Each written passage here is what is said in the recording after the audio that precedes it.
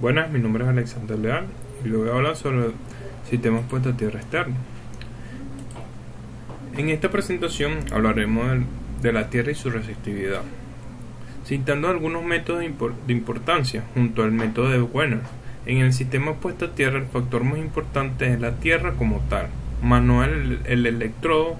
Por eso es necesario conocer el terreno. Suelo.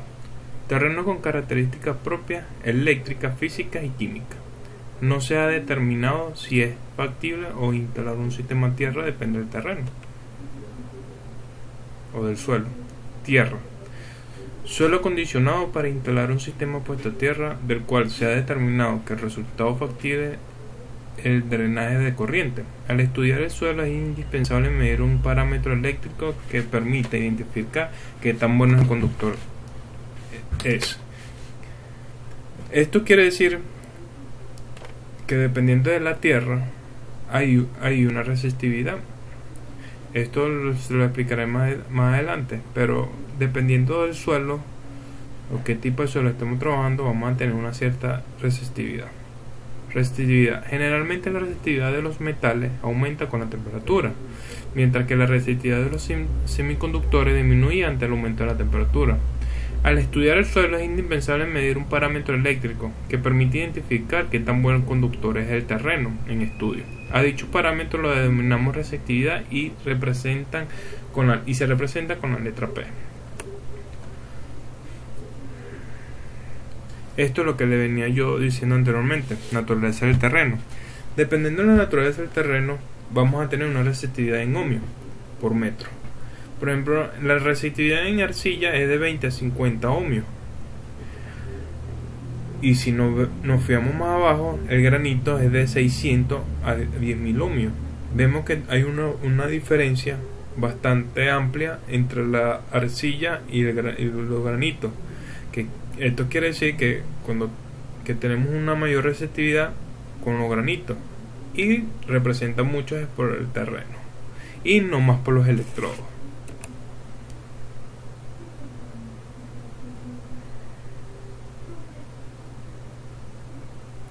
El método Werner. Este método se trata de medida de la resistividad aparente del suelo natural, basado en aplicaciones del principio de caída potencial, bajo condiciones geométricas simplificadas que fijan la equidistancia entre los cuatro electrodos de medidas necesarias. Dos electrodos son de corriente, que lo denominaremos C1 y C2, y dos son de potencia, P1 y P2, que deben ser colocados en líneas rectas a distancia de los cuales se mide la resistencia medida la conducción del cemento al suelo. Aquí a continuación les mostraré un diagrama o una imagen o como más o menos debería estar los electrodos en la puesta a tierra. Tenemos que C1 y C2 van a una esquina y P1 y P2 va en el medio.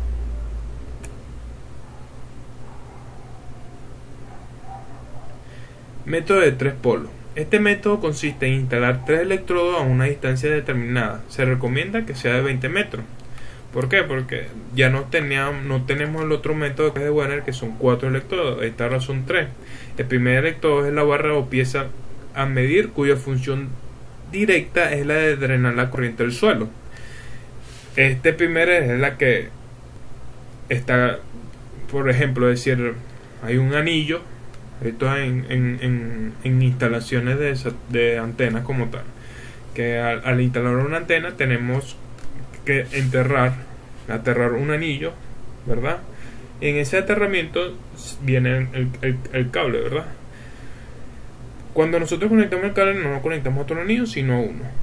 Y lo demás hacen es atraer más la corriente. En este caso ocurre parecido, que nada más se conecta la primera, que es cuya función directa es la de drenar la corriente. El segundo electrodo es el auxiliar de voltaje. Es la interacción se realiza en línea recta. Y el cálculo se hace con una simple ley de Ohm entre la batería instalada y la potencia del suelo.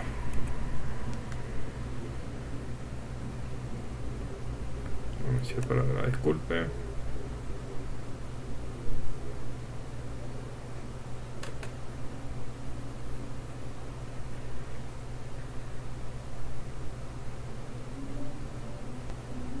Factores que afectan la resistividad del suelo. Hay unos factores naturales que dependen mucho de la resistividad. Por ejemplo, la concentración de sales disueltas. La conducción es básicamente electrolítica, es decir, por las sales disueltas y el agua contenida, la resistividad depende de la solubilidad de las sales presentes, su concentración, su potencial de ionización y otros factores. Mayor salinidad, menor es la resistividad del terreno. La humedad. El contenido de agua o grado de humedad del terreno es un factor muy influyente en la resistividad, por cuanto la conducción de corrientes eléctricas, al aumentar el agua contenida, la resistividad disminuye en forma inversa, fundamentalmente porque aumenta la cantidad de sales disueltas. Pero cuando la cantidad de agua alcanza el 15% de peso, la disminución menos acentuada, con lo cual alcanza la saturación práctica del terreno.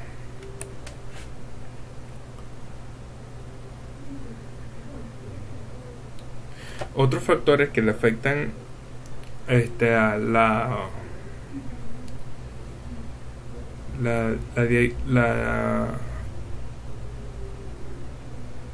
fluidez de la electricidad son la granulometría, la temperatura, la isotropía y la estratigrafía.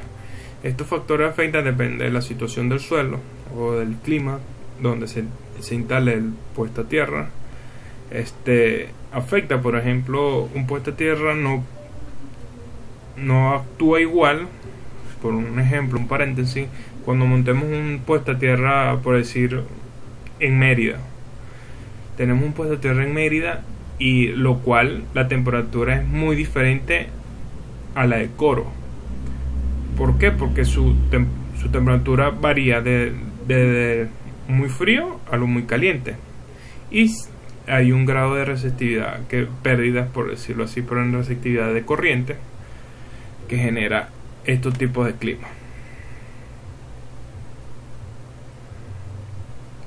Electrodo. Un electrodo es un elemento que hace contacto directamente al suelo y es una pieza fundamental en toda conexión. Pues si el mismo queda aislado del sistema, quedará inútil y no ofrecería continuidad en el drenaje de corriente. Tenemos que asegurarnos muy bien que el primer electrodo que conectemos a nuestro sistema esté bien conectado, pero como lo dije anteriormente, sería inútil tener un sistema puesto a tierra y la conexión esté bastante mala. Entre los principales tipos de electrodos encontramos barras verticales y horizontales, barras químicas y mallas, anillos y placas. Esta es toda mi presentación, espero que les haya gustado.